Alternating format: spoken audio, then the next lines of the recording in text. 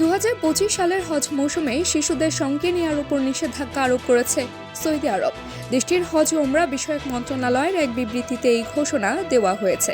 মন্ত্রণালয়ের মতে, প্রতি বছর তীব্র ভিড়ের সঙ্গে সংশ্লিষ্ট সকল ঝুঁকি থেকে শিশুদের সুরক্ষাই এই সিদ্ধান্তের লক্ষ্য।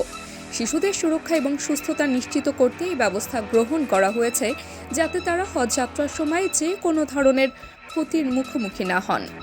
এছাড়া সৌদি মন্ত্রণালয় জানিয়েছে, চলতি বছর হজে অংশগ্রহণের জন্য অগ্রাধিকার দেওয়া হবে তাদের, যারা এর আগে হজ করেননি। নিবন্ধন প্রক্রিয়া নুসুক অ্যাপ এবং সৌদি আরবের সরকারি অনলাইন পোর্টালের মাধ্যমে পরিচালিত হবে। ইতিমধ্যে সৌদি নাগরিক ও বাসিন্দাদের জন্য এই নিবন্ধন কার্যক্রম চালু হয়েছে।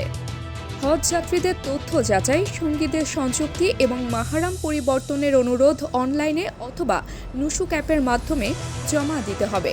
এদিকে হজ প্যাকেজ বিক্রয়ের আগে প্রস্তুতির ওপর গুরুত্ব দিয়েছে সৌদি হজ ও ওমরা মন্ত্রণালয়। নুসুক প্ল্যাটফর্মের মাধ্যমে হজ যাত্রীদের জন্য পছন্দের প্যাকেজ বাছাই, ওয়ালেট নিশ্চিতকরণ ও অন্যান্য বিষয়ে চূড়ান্ত করার কার্যক্রমও শুরু হয়েছে। এই উদ্যোগগুলো হজ যাত্রীদের সুরক্ষা ও সুবিধা নিশ্চিত করতে সহায়তা করবে। AB news text report.